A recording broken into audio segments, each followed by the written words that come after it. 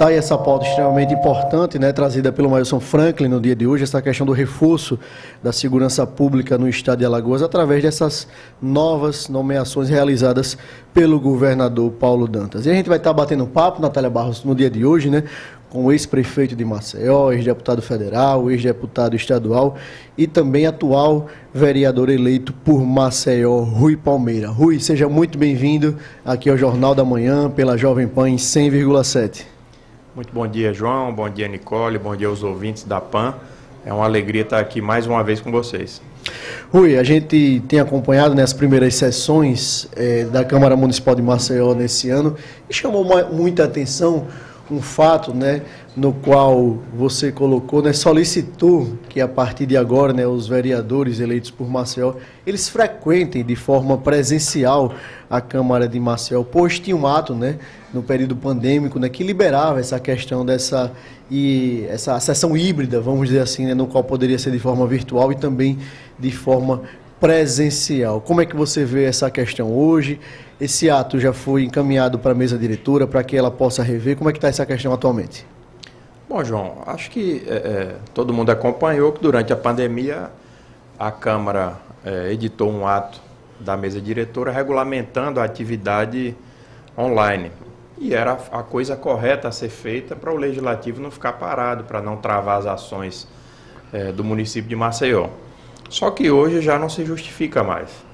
Eu, no meu primeiro ato enquanto vereador, foi assinar uma solicitação, um ofício, uma sugestão ao presidente Chico Filho, solicitando a retomada. Eu iria sugerir a ele que colocasse em plenário para o próprio plenário decidir, que a maioria, o plenário é soberano, e decidíssemos voltar às sessões presenciais. Mas semana passada eu tive acesso, depois de muita dificuldade em pesquisar e encontrar esse ato da mesa, e o ato já diz no seu derradeiro, no seu penúltimo parágrafo, na verdade, que ele tem duração enquanto durar a pandemia. Então ele já perdeu a eficácia, não existe mais no mundo jurídico, as sessões já deveriam ter voltado há muito tempo a funcionar presencialmente. Nós fizemos a reunião na última quinta-feira após a sessão, coloquei isso ao presidente Chico Filho, que o que está valendo hoje, na minha opinião, é o que diz o regimento. As sessões acontecerão presencialmente, terças, quartas e quintas, a partir das 9 horas da manhã, ou 10 horas da manhã, enfim. Então, isso aí já era para ter voltado, João. Não tem justificativa. Se a Câmara quiser regulamentar sessões online, como vai ser,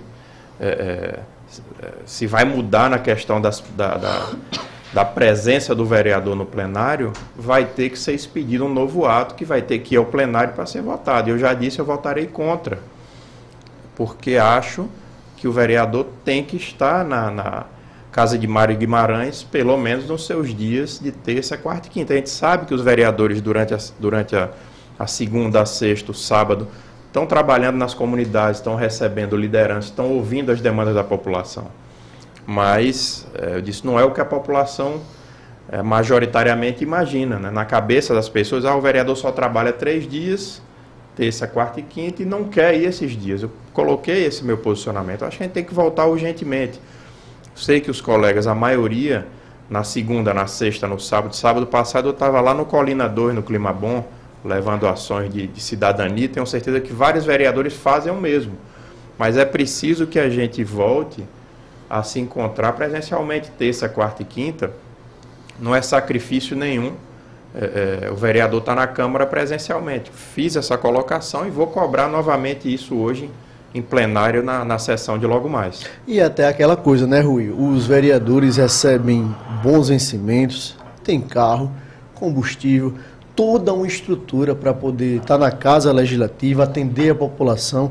A gente sabe que os vereadores são os políticos que estão mais próximos da sociedade, são a caixa de ressonância, ou deveria ser a caixa de ressonância de um povo, de uma sociedade, ou seja, extremamente importante esse pleito, né, do Rui Palmeira aqui, que os vereadores voltem de forma presencial a estar na casa de Mário Guimarães.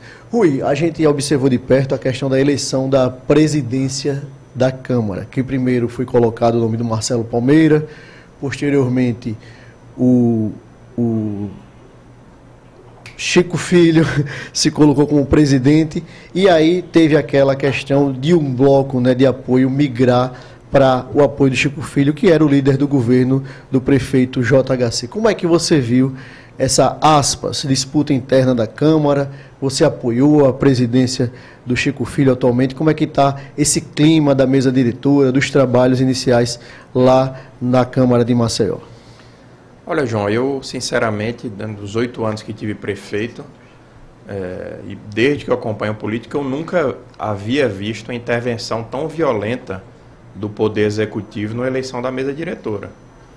Né, o prefeito fez daquilo uma questão pessoal de derrotar o Marcelo. Se você perguntar o motivo, eu não sei, porque o Marcelo Palmeira, apesar de ter sido meu vice durante 8 anos, foi da base do JHC. Foi um vereador que, me parece, trabalhou de forma correta ao lado do prefeito, buscando e outra coisa, Rui, Maceió. permita-me um parêntese, se mostrou muito discreto após essa tratorada do prefeito JHC, até uma falta de respeito junto ao Poder Legislativo, que deveria ter sido soberano na escolha do seu presidente. Exato, acho que houve uma intervenção como nunca antes, né, muito violenta. Imagino que muitas benesses foram oferecidas e um grupo que estava fechado e topado com Marcelo Palmeira, no outro dia migrou para o Chico Filho. Né? Fui procurado por várias pessoas pedindo voto para o Chico. Quando eu já tinha me comprometido com o Marcelo, eu disse, olha, eu voto no Marcelo, enquanto esse grupo existir, estarei votando no Marcelo Palmeira. Se ele não for candidato, não tenho problemas pessoais com o Chico Filho, muito pelo contrário. Então votei no Chico, mas realmente espero que ele seja presidente da Câmara Municipal e não líder do governo JHC. O Chico foi líder, desempenhou bem o papel de líder, inclusive, mas agora o papel mudou. Foi presidente, inclusive, da Câmara quando você esteve prefeito de Maceió também. Exato, meu primeiro mandato, durante o primeiro biênio, o Chico foi presidente. Tivemos uma boa relação. Então, o que eu espero é que o presidente realmente tenha a independência necessária de fazer valer as prerrogativas do Poder Legislativo e não que ele continue sendo o líder do governo na Câmara. E aí, Rui, a gente tem visto, né, que a legislatura passada, de fato, ela foi muito ruim nesse aspecto, no comando do Galba Neto, né, no qual a Câmara de Maceió parecia, de fato, um puxadinho do Poder Executivo, aprovando a toque de caixa, algumas leis, empréstimos, enfim. Como é que você vê hoje esse comportamento da Câmara, como você vê esse novo grupo de vereadores que está na Câmara de Maceió? A sua postura hoje é de independência, é de oposição? Como é que o ex-prefeito, ex-deputado federal, estadual, Rui Palmeira, vai se comportar na Câmara de Maceió? João, a gente sabe que o grupo do prefeito é majoritário na Câmara Municipal, mas as regras precisam ser respeitadas. Né? Desde que eu estive na Assembleia, eu sempre bati nessa tecla, né? E as pessoas, no momento que a gente estava isolado ali na Assembleia, Paulão, Judiciário, falava, e 23 vai ganhar de 24? Dizia, não vai ganhar. Agora é preciso se respeitar o regimento. Numa dessas a gente conseguiu, Judiciário, inclusive, anular uma eleição da mesa diretora, já estava tudo pronto para a festa de posse, e chegou um eliminado juiz determinando que não haveria aquela posse porque eles não cumpriram o que determinava o regimento. Então a minha atuação vai ser no mesmo sentido. Eu já estou atento a questões regimentais, a questões legais. Eles têm ampla maioria, talvez 24, 25 vereadores da base. Agora é preciso, repito, que o presidente Chico faça valer a nossa soberania, a soberania do Poder Legislativo, e que a gente possa cumprir a nossa obrigação, nesse caso, fiscalizar tanto as questões internas da Câmara, fiscalizar os atos do município de Maceió, né, que tem muita coisa a ser debatida e fiscalizada ao longo desse ano, mas, João, nunca serei oposição à minha cidade, né? Não ficarei contra as boas matérias que cheguem em prol da cidade de Maceió. Como eu fui deputado federal, era oposição ao governo Dilma, mas votei várias matérias a favor, porque entendia que as matérias eram boas para o país. quando eu entendia que não era, eu ia à tribuna, criticava, mostrava que aquele caminho não era o correto. E vou agir da mesma forma, de forma independente e fiscalizadora. Rui, na sua avaliação hoje, qual o grande gargalo da cidade de Maceió? Saúde, educação, infraestrutura. Semana passada a gente sofreu com o maceioense, né, com as graves consequências das chuvas, né, chuvas torrenciais aqui na nossa cidade. Na sua avaliação hoje, qual o grande gargalo da nossa cidade e como minimizar esses problemas? É interessante, né, que quando o prefeito JHC era deputado federal, a oposição batia em mim todo dia. Quando chovia, Ave Maria, era batido, e agora ele se calou, porque tem coisa, João, se chove 60 milímetros em 1 hora, em qualquer cidade do mundo vai alagar. Você imagina Maceió, que a gente tem a lagoa de um lado, o oceano do outro. Nos anos 70, sobretudo, nós aterramos de forma indiscriminada mais de 50 hectares de lagoa Mundaú. Isso o município, a prefeitura aterrou, fora que as pessoas iam aterrando, cada um por si, lá vai, quer dizer, a lagoa encolheu, obviamente a drenagem da cidade piorou nesses anos todos. A impermeabilização, com a pavimentação, com as construções, a cidade foi ficando mais impermeável, a drenagem vai piorando, não é simples, né? A manutenção tem que ser recorrente, mas tem um nível de chuva que quando cai, nem Maceió, nem Nova York, nem cidade nenhuma aguenta. Mas voltando ao que você falava, o que era mesmo, João? Que os você grandes falava, gargalos da nossa, os grandes gargalos da nossa cidade. A gente tem várias deficiências, Maceió. Deficiências estruturais, infraestrutura, saúde, educação, mas na sua ótica... Não, eu vou dizer que hoje eu tenho... O que preocupa mais? Com certeza hoje, o maceioense do mais humilde ao que esteja em maior posição social, o que aperta o calo do maceioense é a questão da mobilidade urbana.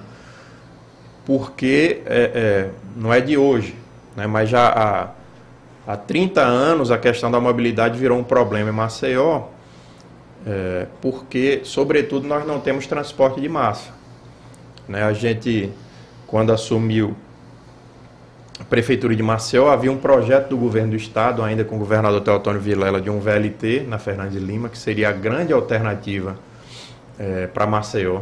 Infelizmente, não se conseguiu viabilizar, e foi feito um estudo até para uma PPP, que no PAC Mobilidade iria colocar um valor, uma empresa entraria com outro, mas a conta não fechava, infelizmente. O prefeito JHC anunciou recentemente um BRT, que também é uma boa alternativa. Enquanto a gente não tiver um transporte de massa, que a pessoa deixe o seu carro em casa e passe a utilizar aquele transporte, esse gargalo vai continuar. E, obviamente, com o advento da tragédia da Braskem, isso tudo piorou. Nós perdemos uma área importante da cidade, que eram ali várias vias de escoamento, aconteciam por ali, Bebedouro, Pinheiro, etc. Então, a mobilidade é o grande gargalo de Maceió hoje. Infelizmente, não se resolve do dia para a noite, não é simples, né? Quando fui prefeito, a gente entregou 8 novas avenidas na cidade, como a própria Josefa de Melo, como a Via Litorânea, como a Paulo Holanda lá na cidade universitária, Manuel Afonso na Santa Lúcia, a Humberto Gomes de Barro, que liga o Benedito Bentes ao Graciliano Ramos. Mas a gente sabe que não é uma tarefa fácil, e a gente só consegue ter uma mudança efetiva no momento que a gente tiver um transporte de massa, seja o BRT, seja o VLT. Então já digo que desde já, se esse projeto precisar de passar pela Câmara, do apoio, seja o que for, já conta com o meu apoio. Rui, a gente tem visto ao longo desses últimos 4 anos muitas cobranças públicas de vários setores, enfim, do mundo empresarial. São fornecedores da comunicação, são pessoas que têm imóveis alugados à prefeitura. A gente tem visto também fundações que deixaram de receber seus recursos, enfim, um calote generalizado do prefeito JHC em vários setores. Como é que a Câmara, como é que os vereadores podem fiscalizar isso, cobrar que essas contas sejam pagas? Como é que pode ficar essa questão do ponto de vista através do poder parlamentar, que é um dos grandes fiscalizadores do Executivo? Olha, João, eu desde já me coloco à disposição. Se algum fornecedor da prefeitura, mesmo que não queira aparecer não queira que se divulgue o nome da empresa ou o nome da pessoa física, coloco-me à disposição para levar essas cobranças para o plenário da Câmara, porque em absoluto se justifica, né, a prefeitura da noite para o dia virar uma prefeitura rica, é uma prefeitura ostentação. Né, quando fui prefeito o orçamento era de 2 bilhões, hoje é de mais de 4, graças e muito ao dinheiro da Braskem, da BRK, as emendas PIX, né, que o Maceió recebeu muito, mas muito dinheiro de emenda PIX, então não se justifica a prefeitura atrasar um único dia com o fornecedor. Quando fui prefeito, a gente enfrentou a maior recessão desse país nos últimos 50 anos, em 2015 e 2016, foi muito sufoco, mas em momento nenhum a gente atrasou a folha de pessoal, era a nossa prioridade. Vamos pagar a folha, depois a gente vê o que é que faz, mas era no sufoco, no sacrifício, mas conseguimos cumprir os 8 anos pagando a folha rigorosamente em dia, enquanto outras cidades, Arapiraca mesmo, que é a cidade mais importante nossa capital do Agreste, quando o saudoso prefeito Rogério Teófilo assumiu, tinha 3 ou 4 folhas em atraso. Aracaju, naquele período, atrasou folha de pessoal. A capital fluminense, a cidade do Rio de Janeiro, atrasou 5 ou 6 meses de folha. Então, era um momento muito difícil. Mas a gente fazia das tripas coração para manter servidores e fornecedores em dia. Hoje não se justifica, já que a gente tem uma prefeitura absolutamente opulenta. E aí, Rui, você tocou num tema muito sensível, que é orçamento. Teve 1,7 bilhão de reais da Braskem. Esse ano, o exercício de 2025, serão menos 500 milhões de reais na receita dos cofres públicos, e a gente tem informação, a gente sabe, né, do calote que foi deixado na gestão passada, porque a partir de janeiro é uma nova gestão, ou seja, o calote está configurado. Se passou-se 4 anos e não pagou esses fornecedores, essas pessoas, ou seja, o calote está configurado. Como é que você, como ex-prefeito, ex-chefe do executivo, que sabe essa questão orçamentária, como é que o município vai gerir a sua vida executiva com menos 500 milhões de reais? Como é que você imagina esse ano de 2025 para o executivo?